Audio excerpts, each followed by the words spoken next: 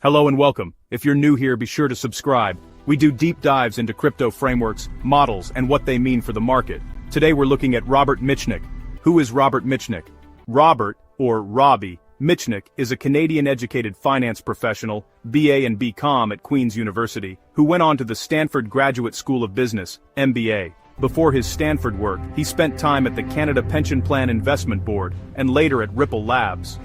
It was during his Ripple Labs plus Stanford period that he co-authored with Stanford economist Susan Athey the paper, A Fundamental Valuation Framework for Crypto Assets, June 2018.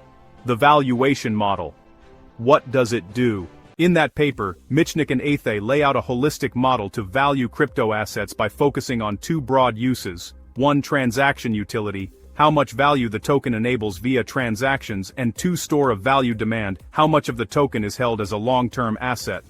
The key calculation components include forecasting daily or annualized transaction volume in the asset's target use case, estimating the token velocity, how often each unit turns over in a given period, estimating what fraction of the token supply is used as active transaction versus store of value held, estimating what discount rate to apply to bring future value back to present, combining those to compute a present value per token. Because the model is input sensitive, you'll see a wide range of outputs depending on how optimistic your assumptions are. Mitchnick and Athey even note there's a significant probability of near zero value if adoption fails. What were the early outputs for XRP?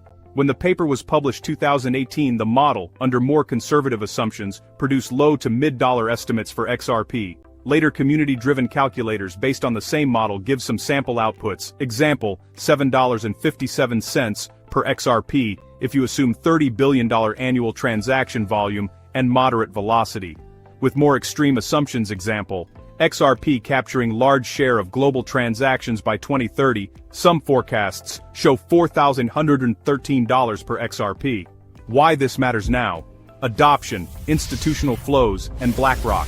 When the model was created, crypto adoption, especially by institutions, was nascent. Fast forward to today, players like BlackRock are deeply engaged in digital assets, regulatory frameworks are advancing, and the institutional narrative is shifting. For example, Mitchnick, as head of digital assets at BlackRock, is now overseeing institutional crypto strategy. In that role, he's commented that the flows into crypto are now more institutional, rather than purely retail. This means the inputs in the valuation model, volume, market share, velocity, store of value demand, could be shifting upward, making the model's higher scenario outputs more plausible than when first published. Key takeaway and caution. So the takeaway is, Mitchnick's model gives a framework. It isn't a price prediction but a set of scenario outputs. The adoption wave, institutions, regulation, payment systems is a key unknown in how high those outputs could go. On the flip side, if adoption stalls, the model's downside remains real. If you're covering this in your segment, be sure to clearly show which assumptions you're using: volume, share, velocity, time horizon, and what output results, because different assumptions is very different numbers. If you found this useful, please subscribe, leave a comment with what assumption you'd plug into the model for XRP, and hit the like button if you want more deep dives. Thanks for watching. See you next time.